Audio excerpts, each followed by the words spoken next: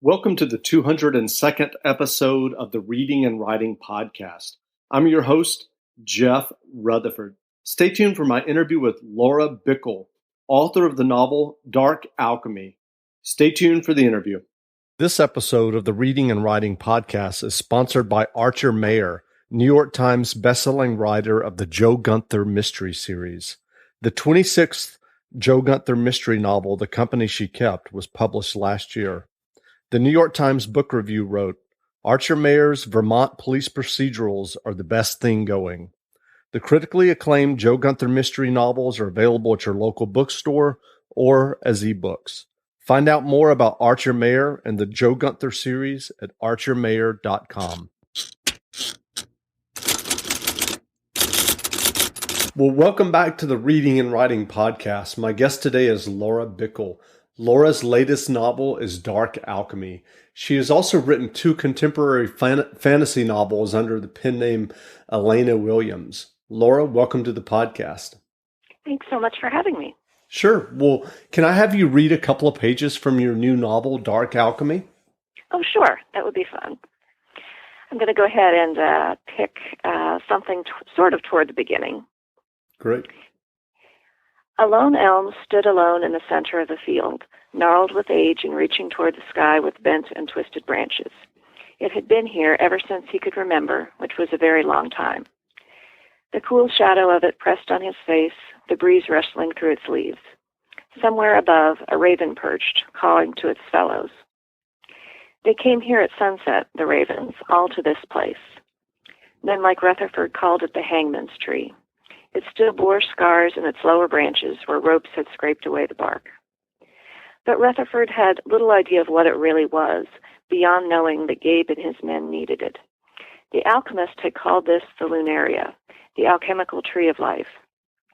Where its branches stretched to a heaven above, its roots reached down into the earth in perfect symmetry. As above, so below, Gabriel muttered. The alchemist had said it first. The ravens gathered in the molten light, calling to themselves, roosting in the tree by the dozens. Black wings flapped in the leaves, and the lunaria took on the impression of something more intensely alive than a singular tree, moving, shifting in that pure breeze and cacophony of black feathers. Gabe knelt, feeling the dry grass prickle his palms as he searched for the door. He found a hidden root, pulled open a rusty door covered with turf and dirt. He climbed inside the hole, away from the light and grass and the cackling of ravens. It smelled like damp earth here, like a root cellar kissed by floodwater. The fingers of roots brushed Gabe's face as he dropped below the surface. This place was one of many rabbit holes the hanged men had dug over time to go to ground. Rutherford had little knowledge of the warren of tunnels that worked beneath the field, the barn, even his own house. As far as he was concerned, the boys disappeared and reemerged at will. Gabe's vision gradually adjusted as he stepped into the dark. He could see the dirt walls and uneven floor of the tunnel as he wound deep into the earth. He looked down at his clothes. They were streaked with golden light, like frozen sunshine. He could taste it in his mouth, and he spat it out on the floor of the tunnel. The tunnel opened up to a chamber directly beneath the tree. Roots reached out in all directions. Gabe could feel the pulse of water and light through the living wood as tendrils dug through the earth, warming after nutrients in the soil. The other men were already there. They dangled motionless from the ceiling of the chamber, roots wrapped around their necks and arms, the grotesque fruit of the lunaria. Gold light pulsed through the silent roots into their bodies, feeding them, regenerating what seemed to be corpses buried underground. Gabe and the rest of Sal's men could stay away from the lunaria for a day, or even a handful of them, but they always needed to return, to feel the embrace of the tree. Gabe reached upward, feeling the roots wind around his hands, shoulders, and throat. As the lunaria lifted him into itself, he awaited the cold sunshine dripping into his veins, bringing with it the chill of sleep. As above, so below. Great. And I apologize. I'm coughing here. I'm gonna have to do some post editing. I'm just getting over a cold, but me too. No worries. Okay.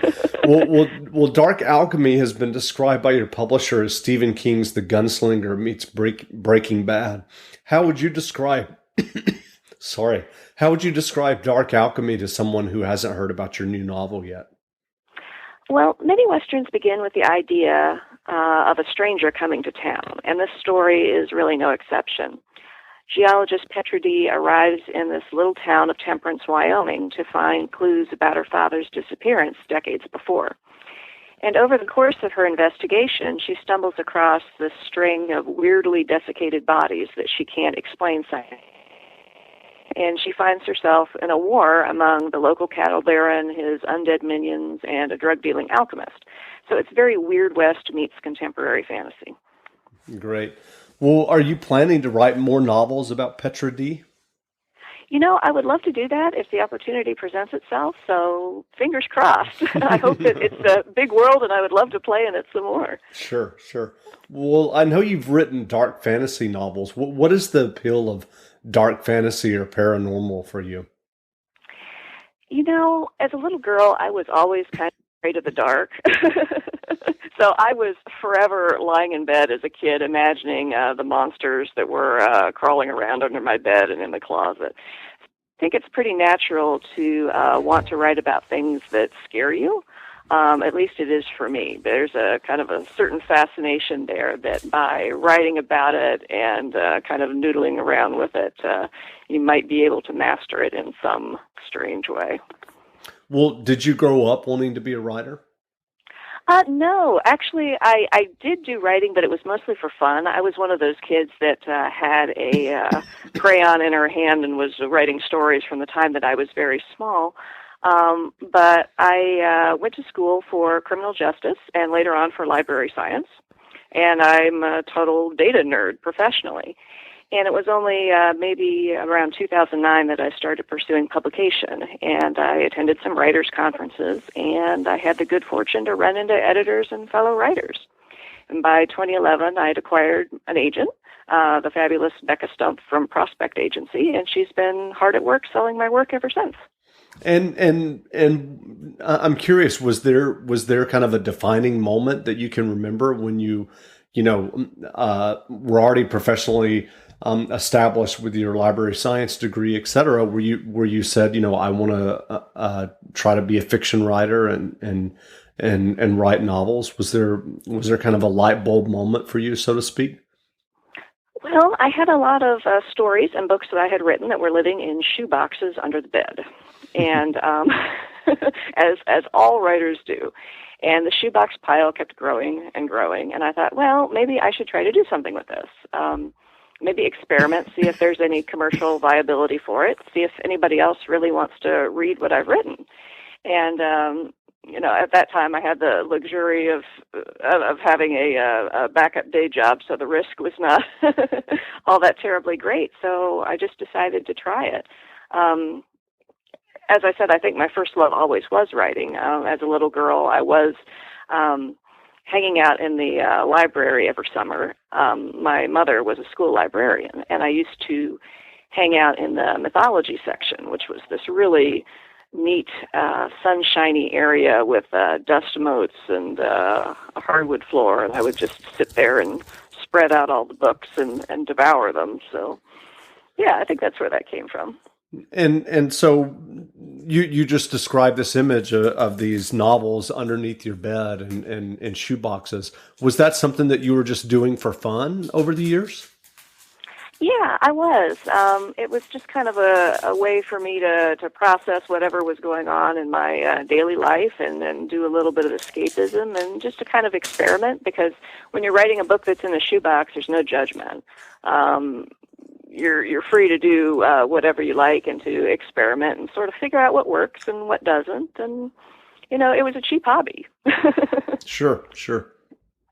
What was it like when you started showing that for publication or for someone else to give you feedback? Was that a difficult process for you? It was pretty terrifying. I think everybody, whenever you're doing any kind of creative work, whether you're making quilts or gardening or writing a book or playing music, there's always a fear of being judged. And I think I learned a little bit to separate myself from the work, that when the work is finished, it goes out into the world, and folks are going to judge it for good or for ill, but it has a life of its own at that point. And it doesn't need me to hover over it and protect it as much as it does when it's in the creation process. I really guard things very jealously when they're in the draft process until I feel that they have hatched and they are ready to leave the nest. And once they've left the nest, they're gone. That's great. Well, what is your writing process like? Do you outline extensively, or do you write more organically? Well, in the plotting versus pantsing debate, I am definitely a plotter. The blank page scares the living daylights out of me. So, yeah, I always begin with a 2 or 3 page synopsis, and this is a roadmap that helps me figure out the story arc and where I'm going to go with it. And I want to have a definite idea of the beginning and the middle and the end of the story. And that's not to say that I don't follow research rabbit holes and find serendipities and such, but working with a synopsis helps me discuss the idea with my agent and my editor, because I think most writers are like this. We have a lot more ideas than would be realistic to commit to paper, and this really kind of helps you sort out and weed out which ones are more viable in the market. So if I can come up with a 2 or 3 page synopsis, I can email it to my agent and talk about it with her. And I'm not really all that squeamish. I really want to get a thumbs up or thumbs down rather than spend a year or two puttering on a book that nobody's ever going to see and that nobody will ever really like and want to read. And if it's a sequel book, I want to have something to discuss with an editor so that the editor can approve the general gist of it and she knows what she's getting, so that 6 months down the road she doesn't have this steaming pile of something on her desk that is completely not what she wanted. So, yeah, I think part of it's preference and part of it's necessity. Sure. Well, what advice would you have for aspiring writers who may be listening and would one day want to sell their own novels or short stories?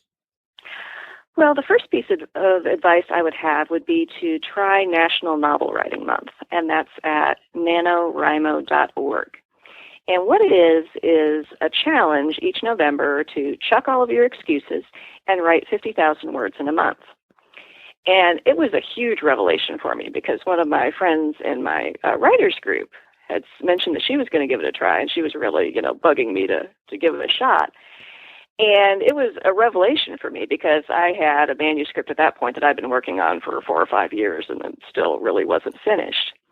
But what NaNoWriMo did for me was it got me out of my head and it got me out of the whole inner editor criticism loop, and it forced me to produce to a deadline.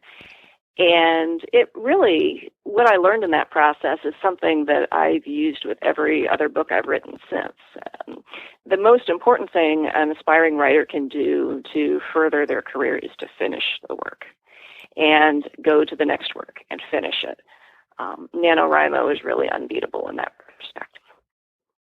And that was something you felt like you had to learn through NaNoWriMo? Well, as a perfectionist, I did, because I would plink around with stories and novels for forever, and I would keep tweaking, and I would feel that they weren't good enough, and I'd go back, and I would take 2 steps forward and 3 steps back. And this really kind of forced me to get it done. There's a good deal of competition in the process, too. You can kind of sign up and compete with your friends on your daily word count and such. But writing is like any other career. It's about getting things done, and there's nothing better than that feeling of having a completed manuscript and knowing that you can do this. If you are given a deadline and someone says, hey, can you get this concept done in 6 months, that you know that you can do it. It's a really powerful feeling. Sure. I'm curious, when you started submitting for publication, did you go back to some of those manuscripts that were under the bed, or did you consider that kind of your training ground and then you kind of move forward from there? I do have some manuscripts under the bed. I've got, I think there's a 250,000 word epic fantasy that is back there in 2 shoeboxes in the dark, and it's probably surrounded by dust bunnies right now. But I think I learned a lot with those books. I learned that, 250,000 words is a really, really hard sell. Sure. But yeah, I think that, we also have to be gentle with ourselves and say, okay, some books are going to work and some are not. And to realize not to pin all of one's hopes on one work. And if one thing doesn't work, just keep trying and try something new. Sure. Well, what are you working on now? Can you talk about that a little bit? Well, I've got a couple of dark fantasy projects in the works. I don't have any details right now to share, but Sure. I will share as they emerge on my website, which is laurabickle.com. Great. I was just about to ask you where people could find you online if they were interested in learning more. Right. Yeah, I'm at laurabickle.com. I'm at author.laura.bickle on Facebook and Laura_Bickle on Twitter. Apparently there are a lot of Laura Bickles out there in the world, so you have to get creative. Great. Well, again, we've been speaking with Laura Bickle, author of Dark Alchemy, her latest novel. You can pick up Dark Alchemy or Bickle's earlier novels at your local bookstore today or buy them as ebooks. And Laura, thanks for doing this interview. Thanks so much for having me. It was a lot of fun.